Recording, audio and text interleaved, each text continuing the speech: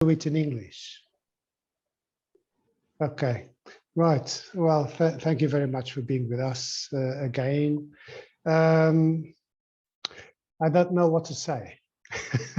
After Professor Pintgova's presentation, it's really difficult to say anything new or interesting or anything. I mean, I'm what we would say in Portuguese, no molho de brócolis. Okay, so what I'll try to do is to give you some tips and suggestions, okay? And I think that's the more practical side of mindfulness. The first thing I would suggest and propose is that you find someone or it can be an online course, it can be face-to-face, it can be an app. Find someone you trust, okay? Because there's a lot of rubbish out there. So first thing, find someone you trust. Examples of apps which can be useful. I really like the app which is done by the Center for the Research in Mindfulness of the University of California in Los Angeles. It's called UCLA Mindful. And behind it, there is a very, very interesting person. I really like her. It's Diana Winston. Okay, so she does these sessions every week, every 2 weeks or every week, I can't remember. And the sessions are very, very interesting. The app is free, so that's a possibility. I myself use a paid app, which is called Waking Up. Waking Up is coordinated, led, and so on by someone called Sam Harris. Sam Harris is a kind of a genius. He's a neuroscientist, he's a philosopher, he's a blogger, he's a lot of things. He's amazing, really. And I do it every day, and I don't regret it. There is another app which can be useful, which is Insight Timer. Zé, could you repeat the first app, please? The first app, UCLA, University of California, Los Angeles, Mindful. It's called UCLA Mindful, and it's for free. The second one is paid. It's called Waking Up. The third one, Insight Timer. And Tanya Castillo, for example, does a lot of meditation practices there. So if you want to use Insight Timer, it's got lots and lots of teachers, so you can choose the one you want. And of course, the one which is very, very popular, it's called Headspace. Okay, so UCLA Mindful, I can see that, yes. Diane Winston, thank you very much, Anna. Right, so you've got, well, these are 4. There are lots and lots of apps and things like that out there. So just find the one which is suitable for you and which you think is going to work for you, okay? So that's the first thing I'd like to tell you. The second thing is choose a space and allot some time for doing a daily practice, okay? So find a space which you can call yours, which can be used for your practice if you can every day. And choose a time. We know that for some people in the morning is the best time to do the mindfulness practice. For some other people in the evenings or at night, I mean, it's up to you. But it's one thing which is much more important than either space or time is intention. without intention. You can choose the space, you can allot time, but you're not going to do it. So you have to have intention. I come from another tradition, which is the Taoist tradition, in which intention is very important. For example, in Qigong or Tai Chi, if you have no intention, energy doesn't flow. So you can't do anything about it. If you've got someone pushing hands with you, if you have no intention, nothing happens. Well, it's the same here. If you've got the space and the time, but the intention is not there, nothing works. So if you've got the intention to do it, you will do it. Of course, some days you won't be able to do it because you've got lots of things on your plate. And so if the intention is there, if you skip 1 or 2 days, you will go back to it. Okay, so intention is paramount from my point of view. Thirdly, there is a sentence in Japanese which is ichie ichigo. Ichie ichigo was coined by someone very famous in Japan for those who like tea, like myself. He was very famous as a tea master, and he organized what we call the Japanese tea ceremony as we know it today. So he established the principles and the framework for this ceremony, and he's called Sen no Rikyu, Sen no Rikyu. And he's got this sentence, which is Ichie Ichigo, which means one time, one meeting, or one encounter, one chance. So the third tip is, if you do your mindfulness practice, do it as if it were one time, one meeting, one encounter, one chance. Okay, treat it as special. Every time. If you treat it as special, it will be special for you. So that's the third tip. Ichie Ichigo. I think it applies beautifully to our mindfulness practice. Right. Now, there is a Japanese Buddhist monk, Zen Buddhist monk. He was called, he died many years ago. He was called Shunryu Suzuki. Shunryu Suzuki was the first Zen Buddhist monk to go to the United States and found a monastery. Okay. And he was very, very interesting person. He founded the Tasajara monastery there in the region of San Francisco. And after he died, his disciples put together his speeches, and the collected speeches has the title Zen Mind, Beginner's Mind. Zen Mind, Beginner's Mind.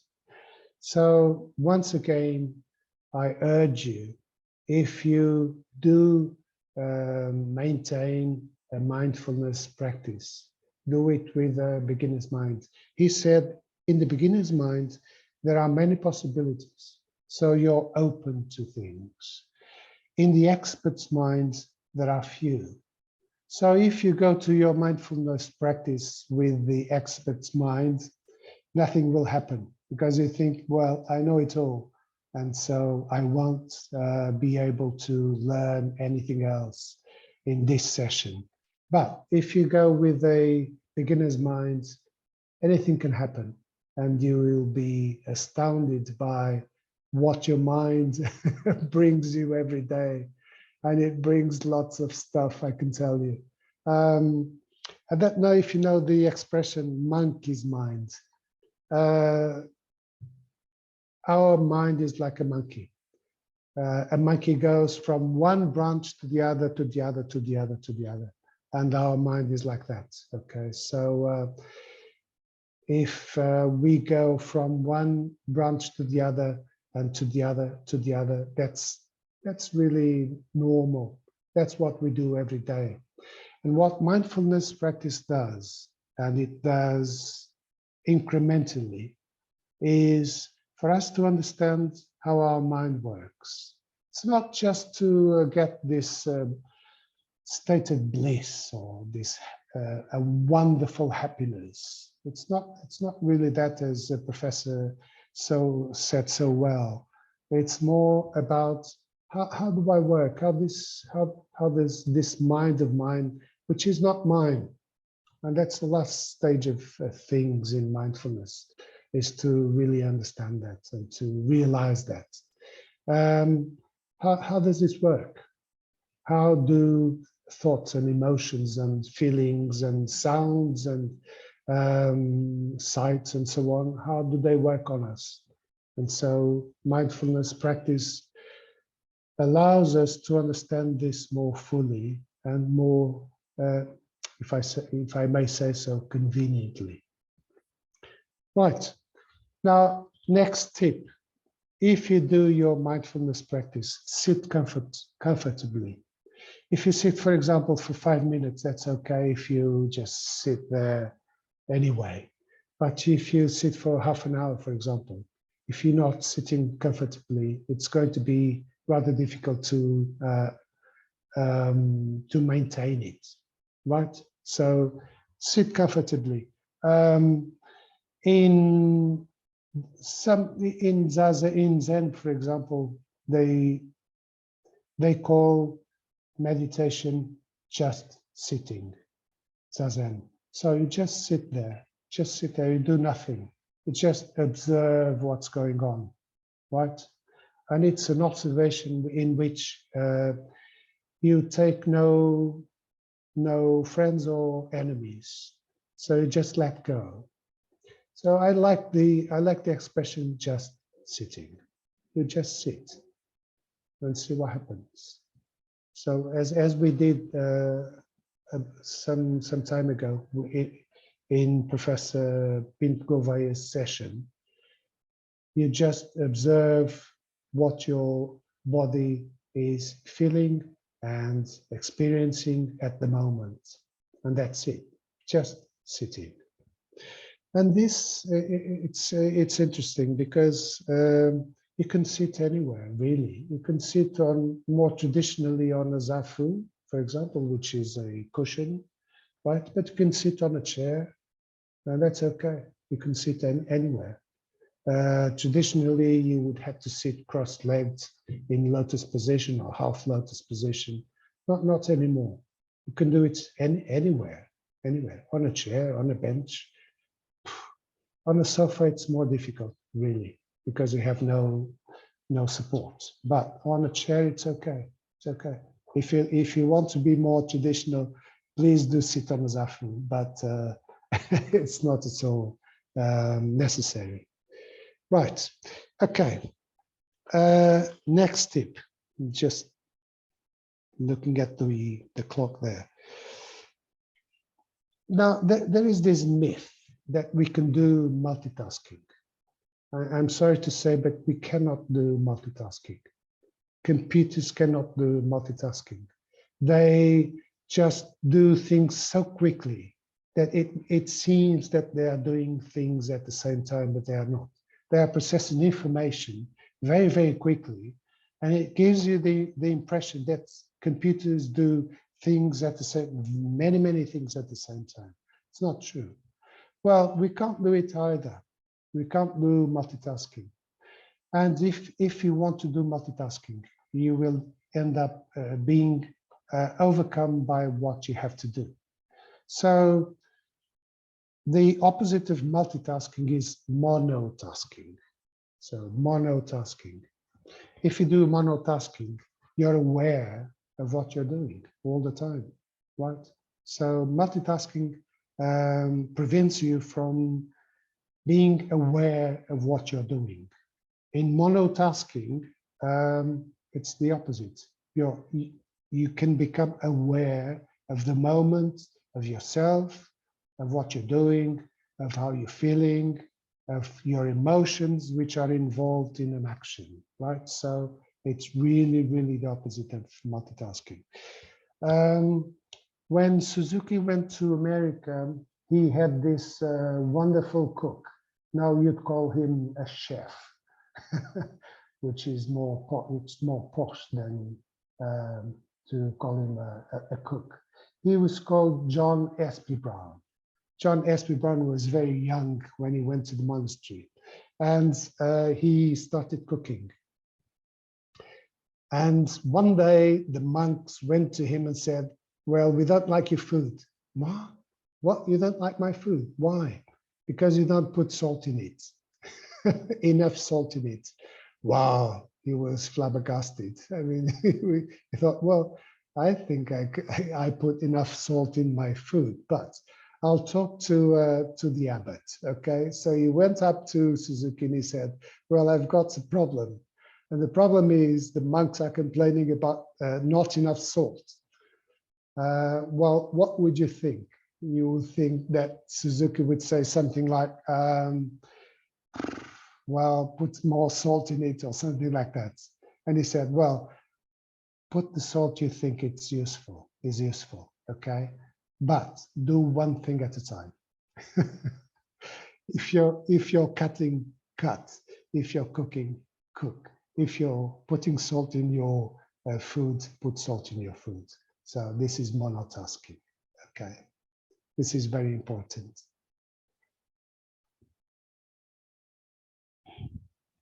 Right. Now, I like Oliver Berkman. He's very, very interesting, very, very interesting. He's very funny as well.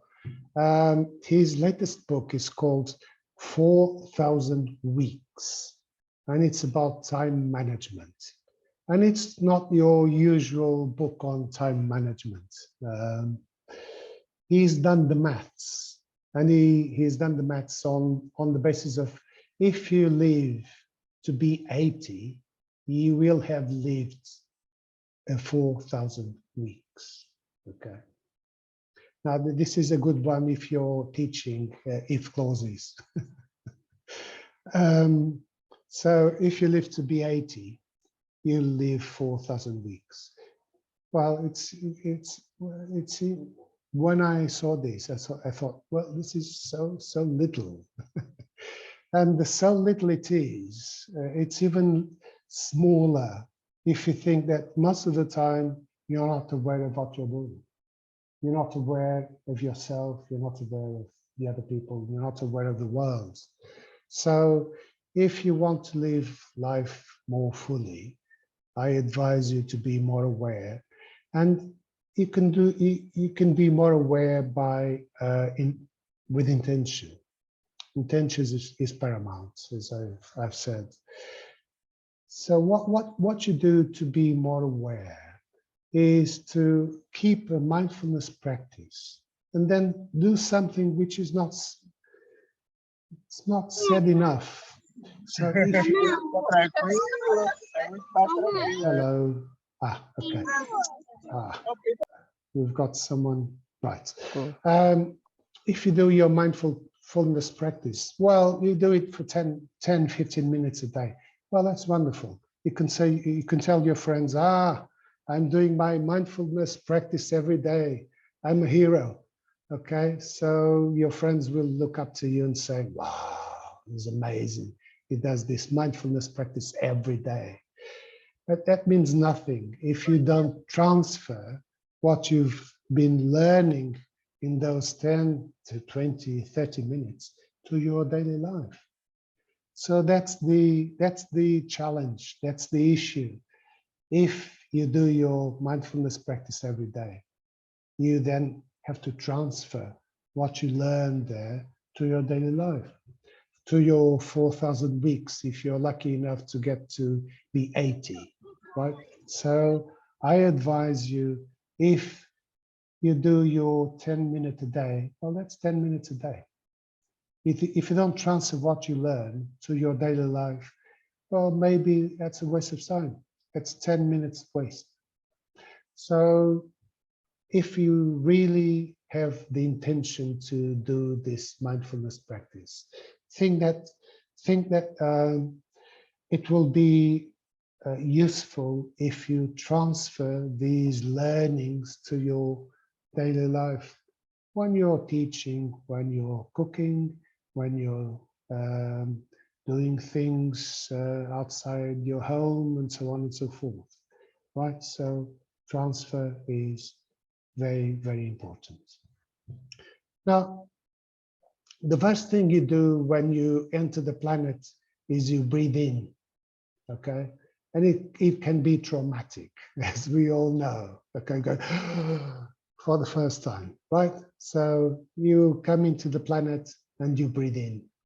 When you leave the planet, you breathe out, right? So breathing is very, very important. There's a whole school of thought and practice in yoga, for example, which is called pranayama, which is only focused on breathing, right? And there's a lot of people now. William Hoff, for example, is someone who uses breathing so that you can get used to cold. So if you do the William Hoff course, you will be able to take your bath or shower really well in icy cold water. Okay, so it's amazing the way that breathing can contribute to well-being. So in the mindfulness practice, breath is very important as well. Diane Winston, I've told you about her. Diane Winston calls breath your anchor. So, for example, suppose you're doing your practice and your mind goes somewhere else, as it usually does and normally does. Well, you can bring back your mind to the here and now by anchoring yourself into your breath. Okay, so it's important to know that the breath can be your anchor. Of course, other parts of the body can be your anchor. Your feet can be an anchor. Your hands can be an anchor. But from my point of view and from my experience, breath can be an anchor, and it really is. There are lots of meditative practices which are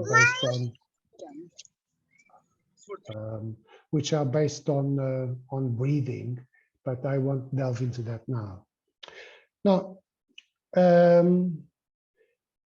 there is Professor Pint-Gouveia has said a little about what I'm going to say now, and it's about what in Pali is called metta, or in Sanskrit is called maitri.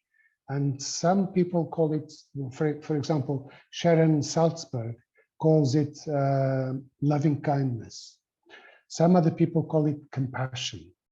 And compassion and self-compassion play a very, very important role in this mindfulness endeavor. So you can be very, very aware. You can be aware of everything that's going on in your life every moment, in the here and now. But if you don't do this metta practice, this maitri, loving kindness practice, something is lacking, okay? So what you also learn in the mindfulness practice is self-compassion and compassion towards others. And that's a very important component of mindfulness practice. And please bear that in mind, because if you've got self-compassion and you've got compassion towards others, and some people go even further. For example, Tara Brach, she's very, very interesting. She's a Buddhist, and she's a psychotherapist as well. She's very interesting, and she's got this notion, this concept of radical acceptance, which is a tough one, I can tell you. But the thing is, if you've got self-compassion and you've got compassion towards others, I'm quite positive that the world will be a better one. So you can be aware of the here and now, but this meta thing will walk you on the path in a much more interesting way, or in a, how can I say it? It'll make you a better person, okay, and not just a more aware person. So I would say that's something which you should never disregard. Now, lastly, you can do your mindfulness practice sitting, but you can also do your mindfulness practice walking. There are lots and lots of people who do it walking. And you can do it walking very, very slowly. For example, if you do your walking in your room, you can, for example, take 10 minutes to go from one place to another, from one end of the room to the other corner of the room, okay, in 10 minutes. Or if you can walk briskly if you want in nature outside, okay, which is a very interesting experience. There was a Zen monk, he was Vietnamese, Thich Nhat Hanh. He's very, very well known. And he went through the horror of war between North Vietnam and South Vietnam. And he conceived a form of Buddhism which was engaged towards people who were suffering in both sides, okay? It didn't matter to him. And he was very, very adamant about the use of walking meditation. He's got a video on this when he was 90 years old, I think. He did this video in which there are lots and lots of people, lots and lots of people who followed him doing this walking meditation through a mountain and a bush, and it's amazing. The way you can become aware of everything while you're walking. So you can become, Thich Nhat Hanh. I love his books. Thank you very much, Annabella. Yes, I love his books as well. And I really enjoyed his company in videos and things like that. So I think that if you want to do your sitting practice, okay. But if you want to do your walking meditation, you're adding a physical component to mindfulness, which can be very, very useful as well. Okay. When Bodhidharma went from India to China, he encountered several monks. They were very thin and very feeble. And he thought, well, I've got to find out or think of a way of our monks to become healthier. And so he went to a cave for 8 years and he came up what is called as I Ching, which is a series of exercises which the monks in Shaolin, you must have heard of Shaolin, now do. So the physical side of things is very important as well. And walking can add this physical, this embodiment, this further embodiment in your practice. And I think I've finished. Okay, we've got 2 or 3 minutes if you want. Thank you, José. Thank you for your tips. Really interesting. Breathing, sitting, walking meditation. So we've got here two questions. One is very easy. It's in the beginning, I think you mentioned the Japanese tea master. Someone asked me the name of it. It's Sen, S-E-N, and then No, N-O, which is off in English, de in Portuguese. and Rikyu, R-Y-K-I-U. Sen no Rikyu. Okay, thank you. And then Manuela Gamero, at a point of your talk, she asked how to be a monotasking with 10 classes. Do a class one at a time. That's what someone else answered, a colleague also. Yes, one at a time, worrying just one at a time. Worry about your classes one at a time. Okay. Yes. And be present in your classes. Be aware of your needs and of your students' needs as well. You'll go a long way if you do that. Thank you very much. I don't know if any colleague has another question. If you want to write it in the chat box or just asking directly to José. Let me just tell you, we're not heroes. We're just human beings. Okay? We're on the path to something which we don't know what it is, but we want to be happier, better people. We want to be better to ourselves and to the other people. So mindfulness can help us on that path. Okay. Be more aware of yourself and others, and you'll be on the good path.